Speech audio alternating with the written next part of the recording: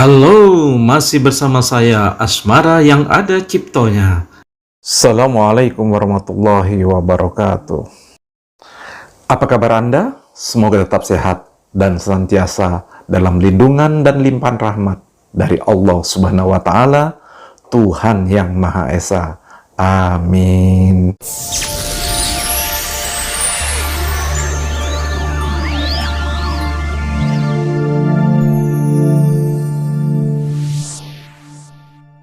Setan-setan itu nggak ada di bulan Ramadan. Kalau ada yang bermaksiat, ada yang melakukan perbuatan buruk di bulan Ramadan, jangan pernah memfitnah setan. Karena setan tidak ada.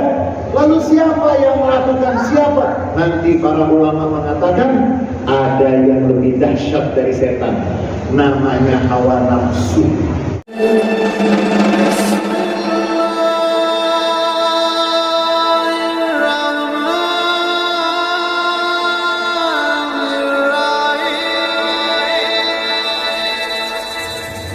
Bismillahirrahmanirrahim. Assalamualaikum warahmatullahi wabarakatuh. Alhamdulillah, wassalatu wassalam ala nabiyyina wa rasulina wa imamina wa hujjatina wa maulana Muhammad Rasulullah wa ala alihi wa ashabihi wa man tabi'a hudahu wa wala hawla wa la quwwata illa billah. Puja dan puji syukur senantiasa kita haturkan kehadirat Allah Subhanahu wa Ta'ala. Salawat dan salam untuk Nabi Muhammad Shallallahu Alaihi Wasallam, untuk keluarga beliau, para sahabat beliau, dan seluruh pengikut beliau yang setia sampai akhir masa. Saudara-saudara jamaah Isya dan tarawih yang dirahmati oleh Allah Subhanahu wa Ta'ala, dan seluruh para pendengar radio Agung Sunda dimanapun berada, para pengusaha non-muslim yang berada di wilayah Spanyol dan berbatasan dengan Maroko. Para pengusaha tersebut, mereka agamanya bukan Islam. Mereka paling senang dengan bulan suci Ramadan. Ditanya, Anda kan non-muslim, kenapa Anda senang dengan bulan suci Ramadan? Para pengusaha itu mengatakan, ya, kami senang dengan bulan suci Ramadan. Pegawai-pegawai kami itu banyak muslim dari Maroko. Kalau di bulan Ramadan mereka jujur. Kalau di bulan Ramadan, jadi rupanya di bulan Ramadan itu satu. Yang kedua, seorang kiai di Jakarta pernah didesak oleh seorang non-muslim yang meminta kepada kiai tersebut, Pak Kiai, kenapa Ramadan itu cuma 1 bulan? Tolong tambah jadi 3 bulan. Pak Kiai itu mengatakan, kamu pikir gampang kamu puasa bulan Ramadan? 1 bulan aja banyak yang apa? 1 bulan banyak. Oh, Pak Kiai tolong tambah, bagaimana lah caranya? Ditanya, kamu ini non-muslim, kenapa kamu ingin bulan Ramadan ditambah? Ya, saya pengusaha tekstil, garment. Kalau bulan Ramadan, omset saya, bayangkan, bulan Ramadan itu bawa berkah tidak? Itu yang Nabi Muhammad SAW katakan, "Lau alimat ummati ma fi Ramadan, la tamannat an takun as-sanah kullaha Ramadan." Kalau umatku mengetahui betapa besarnya keistimewaan bulan Ramadan, mereka akan mengharap sepanjang tahun adalah bulan suci Ramadan. Saudara-saudara, kita sudah berada lebih dari pertengahan bulan suci Ramadan, dan malam hari ini adalah malam kita mengingatkan diri kita, memperingati peristiwa yang merubah. Di sini ada jin nggak? Ada jin nggak? Ada jin nggak? Ada jin nih. Kalau bulan Ramadan yang nggak ada itu setan, kalau jin masih ada. Jadi kalau ada yang bermaksiat di bulan Ramadan, lalu dia mengatakan bahwa dia digoda oleh setan, itu namanya terkena halusinasi. Karena gak ada setan. Di bulan Ramadan itu suffidat maradatus syayatin, sulsilat maradatus syayatin. Setan-setan itu gak ada di bulan Ramadan. Kalau ada yang bermaksiat, ada yang melakukan perbuatan buruk di bulan Ramadan, jangan pernah memfitnah setan. Karena setan tidak ada. Lalu siapa yang melakukan siapa? Nanti para ulama mengatakan ada yang lebih dahsyat dari setan, namanya hawa nafsu. Dan hawa nafsu yang ada pada manusia asyaddu min sab'ina syaitana. Hawa nafsu yang ada pada manusia itu memiliki kekuatan lebih dari 70 setan. Jadi setiap kita memiliki apa?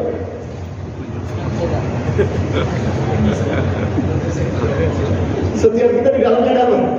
Potensi 70. Kita nggak usah bahas setan udah gak ada. Nanti dia akan keluar malam takbiran. Makanya almarhum Buya Hamka, semoga beliau selalu mulia di sisi Allah Subhanahu wa Ta'ala. Beliau yang pernah mengatakan, kalau mau melihat orang Islam itu di sholat Idul Fitri dan Idul Adha.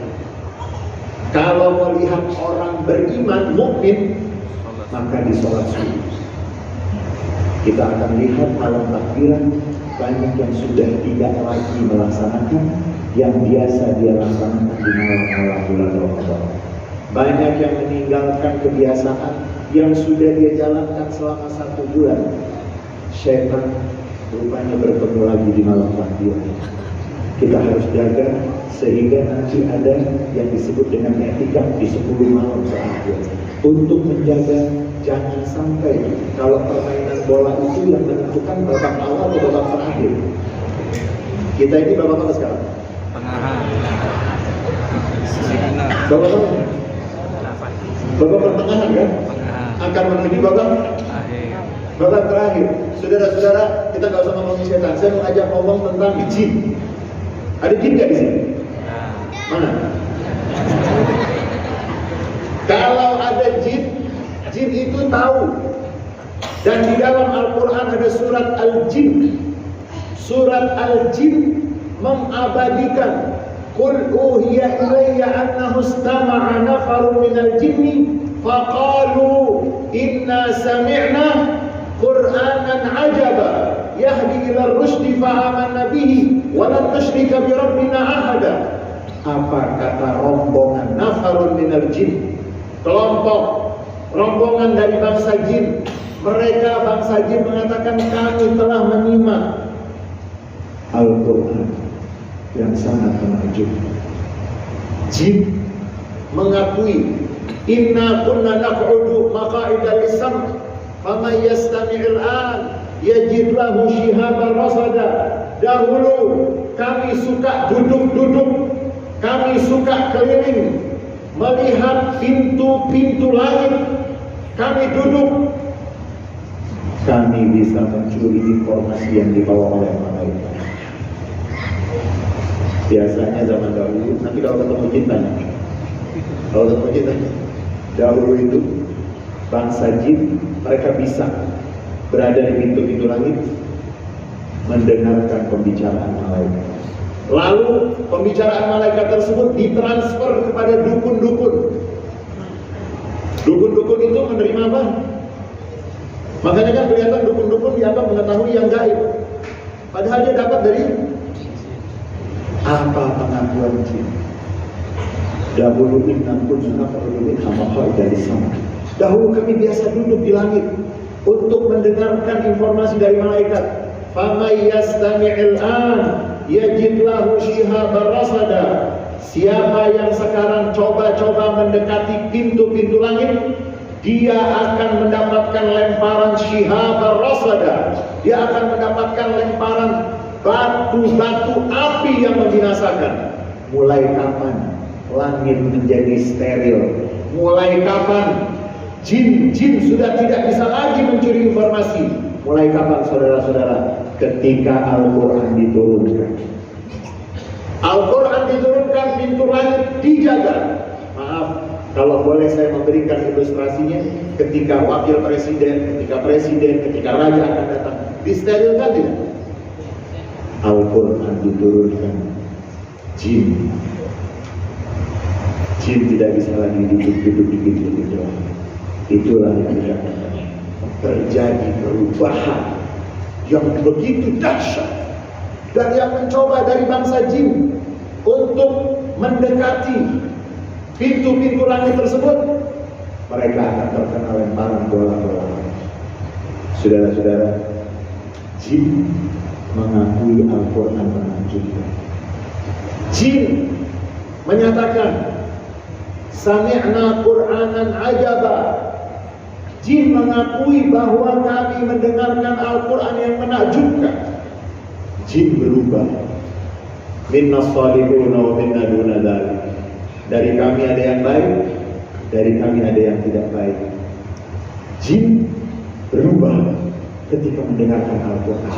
Nah, kalau ada manusia mendengarkan Al-Quran tidak berubah, berarti dia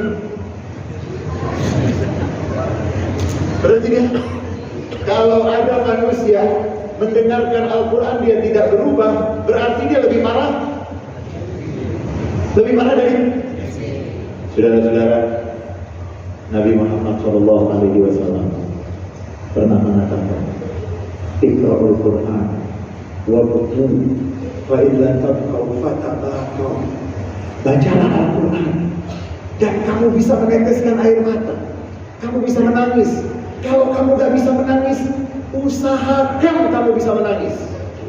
Saudara-saudara, bukan kita mengambil bawah merah terus. Mengapa Nabi Muhammad mengkaitkan bacaan Al-Quran dengan menangis atau meneteskan air mata? Waktu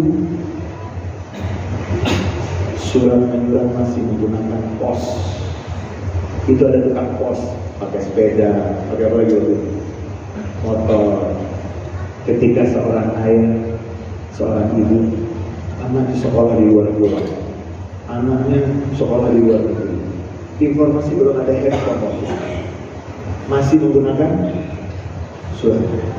Seorang ibu ketika mendapatkan surat dari anaknya,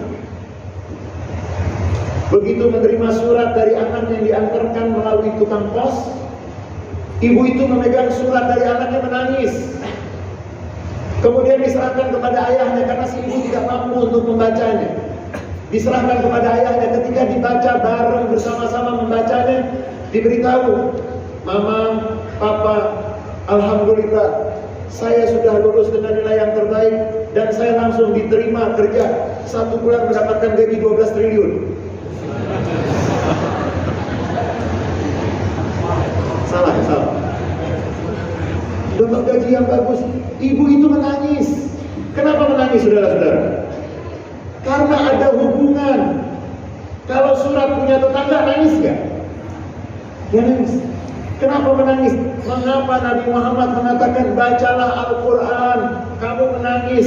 Kalau gak bisa menangis, usahakan kamu menangis. Maksudnya menangis itu melambangkan hubungan. Bacalah Al-Quran yang membuat hubungan kita dengan Al-Quran seperti hubungan antara ibu tadi dengan anak.